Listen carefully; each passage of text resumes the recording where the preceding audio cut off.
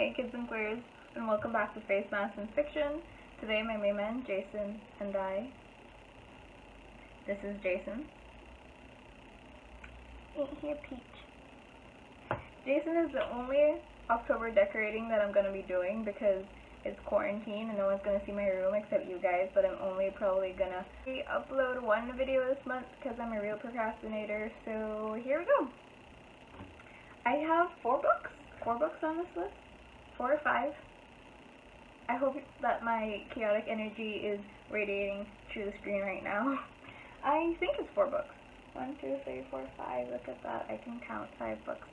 So we're going to start with the first book, and that is the book I'm reading right now, which is why the beautiful dust cover isn't on it.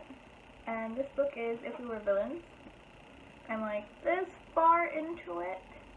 And this is about a group of thespians, theater kids. I think it's about 7 of them, and it's very dark. It's a dark academia book. I think it's the most recommended dark academia book that I've stumbled upon, besides, you know, the Queen, The Secret History. I may actually reread The Secret History for October if I get through these books. I doubt that's going to happen, but let's try to be positive here. But yeah, A Secret History. I mean, as if we were villains. I think there's also a murder, and it happens, I want to say in the 1997. 1997, there's a murder. The book happens in 1997. There are 7 thespians. They're in their 4th year of college. They're all, I'd like to say they each embody some form of main character in a play. So there's a hero, there's a villain, there's the girl next door, there's the, what are the other roles?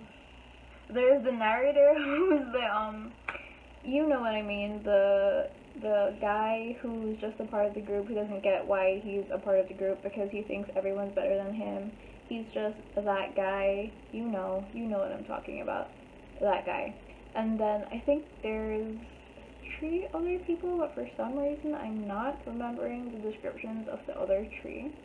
So if you want to find out the descriptions of the other 3, you should read If We Were Villains. And to sell you on reading If We Were Villains, look at the beautiful dust cover that I had to take off.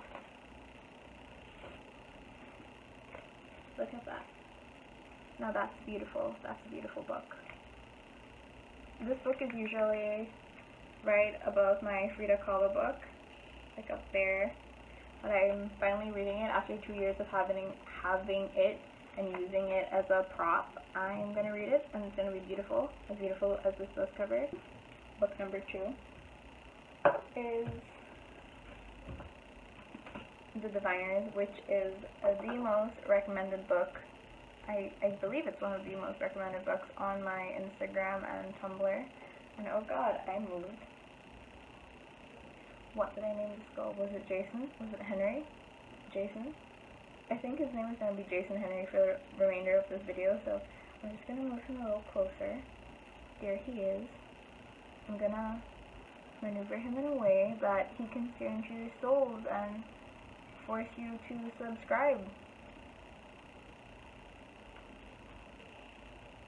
Okay, book number 2 is The Diviners by Rememeber. And I think this book takes place in the 1920s. There are ghosts, there is mystery, there are, I want to say that people have powers. They're either witches or I don't know. But I should have probably read the Goodreads blurbs before I made this video, but oh well. We love an unorganized gal, we do. Moving on. Book number 3. We have The Devil in the White City. Look at this cover, another beautiful cover. You can guess that I chose these books not only on their content, but their covers. I think this one wins. If We Were Villains is beautiful, but this one is a good time. Oh yeah, you guys want to know what it's about. I don't know what it's about. I know that it's nonfiction. It won the National Book Award, and I'm only reading this book because it was highly recommended to me based on my love for The Garden of Good and Evil, which I finished earlier in September. And this book keeps popping up on my Instagram and my Tumblr. I've got it for a year now, and for some reason it wasn't really calling me, but I heard that it was well written, and it's nonfiction that is supposed to be very Midnight in the Garden of Good and Evil-esque. So that's how it got its way onto my TBR.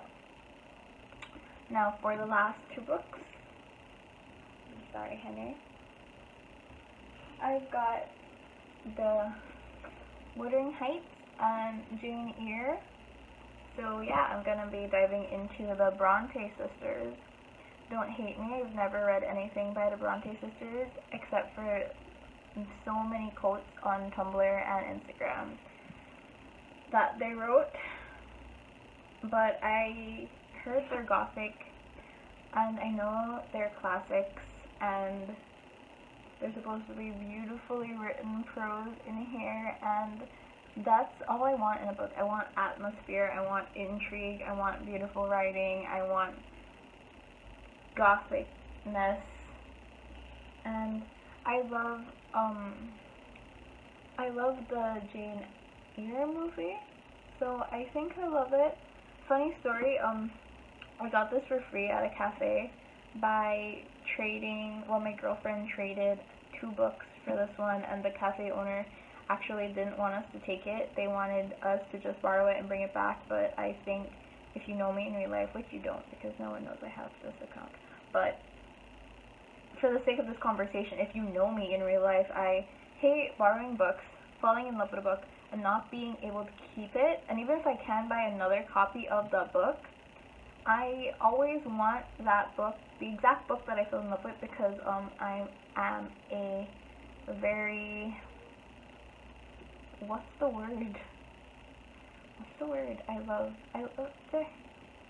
Oh, my brain went dead. Sentimental. I'm a very sentimental girl. You'd think I don't speak English, and you wouldn't believe I've read these books because my vocabulary is shit right now.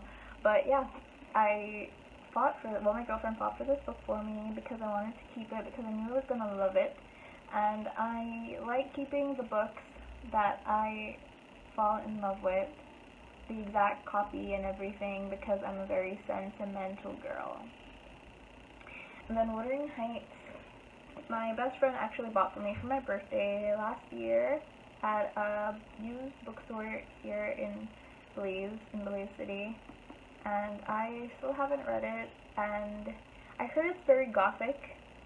I heard it's one of the must-read gothic classic novels, and so I thought I should pick it up in October because there's no trick-or-treating or Halloween parties or anything this year, so I thought that I might as well just read all the beautiful October-esque books and call that a party of one and enjoy it. So that was my chaotically made October TBR. If you enjoyed it, please subscribe.